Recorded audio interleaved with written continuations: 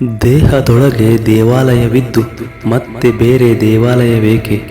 ಎರಡಕ್ಕೂ ಹೇಳಲಿಲ್ಲಯ್ಯ ಗುಹೇಶ್ವರ, ನೀನು ಕಲ್ಲಾದರೆ ನಾನೇನಪ್ಪೆನು?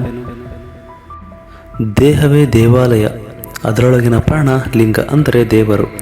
ಹೀಗೆ ನನ್ನ ದೇಹವೇ ದೇವಾಲಯವಾಗಿರುವಾಗ, ನನ್ನ ಪ್ರಾಣವೇ ದೈವವಾಗಿರುವಾಗ ಬೇರೆ ದೇವಾಲಯ ಅಗತ್ಯವಾದರೂ ಏನಿದೆ? ಈ ಎರಡು, ದೇಹ ಮತ್ತು ಪ್ರಾಣ, ಹಾಗೆ ದೇವಾಲಯ ಮತ್ತು ದೇವರು, ಈ ಎರಡನ್ನೂ ಬೇರೆ ಬೇರೆಯಾಗಿ ಹೇಳಲು ಭಾವಿಸಲು ಅವಕಾಶವಿಲ್ಲ. ಗುಹೇಶ್ವರನೇ ನೀನು ಕಲ್ಲಾದರೆ ನಾನೇ ನನ್ನಲ್ಲಿ ಎಂದು ಪ್ರಶ್ನಿಸುತ್ತಿದ್ದಾರೆ ಹಲ್ಲಮರು.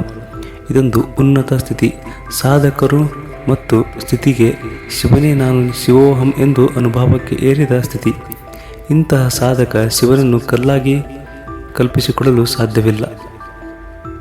ಅಂದರೆ ನಮ್ಮ ದೇಹವೇ ದೇವಾಲಯ, ಅದರೊಳಗಿನ ಪ್ರಾಣವೇ ದೇವರು ಎನ್ನುವುದು ಈ ವಚನದ ಭಾವಾರ್ಥವಾಗಿದೆ. ನಿಮ್ಮ ತೇಜವ ನೋಡಲೆಂದು ಹೆರಸಾರಿ ನೋಡುತ್ತಿರಲು ಶತಕೋಟಿ ಸೂರ್ಯರು ಮೂಡಿದಂತೆ ಇರ್ತುದಯ್ಯ. ಮಿಂಚಿನ ಬಳ್ಳಿಯ ಸಂಚವ ಕಂಡಡೆ ಎನಗಿದು ಸೋಜಗವಾಯಿತು. ಗುಹೇಶ್ವರ ನೀನು ಜ್ಯೋತಿರ್ಲಿಂಗವಾದಡೆ ಉಪಮಿಸಿ ನೋಡ ಬಲ್ಲವರಿಲ್ಲಯ್ಯ. ಗುಹೇಶ್ವರನನ್ನು ಯಾವುದಕ್ಕೆ ಹೋಲಿಸುವುದು ಬಹಳ ಕಷ್ಟ. ಹಾಗೆ ಅಲ್ಲಮರು ಹೇಳುತ್ತಿದ್ದಾರೆ, ನಿನ್ನ ತೇಜಸ್ಸು ನೋಡಲೆಂದು ನಿನ್ನ ಹತ್ತಿರ ಬರಲು ಶತಕೋಟಿ ಸೂರ್ಯರು ಮೂಡಿದಂತೆ ಇತ್ತು. ಮಿಂಚಿನ ಬಳ್ಳಿಗಳ ಗೊಂಚಲವನ್ನೇ ಕಂಡಷ್ಟು ನನಗೆ ಆಶ್ಚರ್ಯವಾಯಿತು. ಗುಹೇಶ್ವರ ನೀನು ಜ್ಯೋತಿರ್ಲಿಂಗವಾಗಿರುವುದರಿಂದ ನಿನ್ನನ್ನು ಹೋಲಿಸಿ ನೋಡಬಲ್ಲವರು ಇಲ್ಲ, ಯಾರೂ ಇಲ್ಲ ಎಂಬುದು ಈ ವಚನ ತಾತ್ಪರ್ಯ.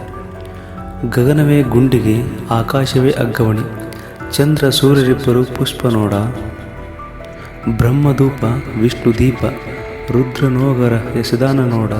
ಗುಹೇಶ್ವರ ಲಿಂಗಕ್ಕೆ ಪೂಜೆ ನೋಡ. ಇದು ಭವ್ಯ ಕಲ್ಪನೆ. ಗುಹೇಶ್ವರನ ಪೂಜೆಗೆ ಇಡೀ ಜಗತ್ತೇ ಹೇಗೆ ಸಹಕರಿಸುತ್ತದೆ ಎಂಬುದು ಅದ್ಭುತ ಭಾವ ಇಲ್ಲಿದೆ.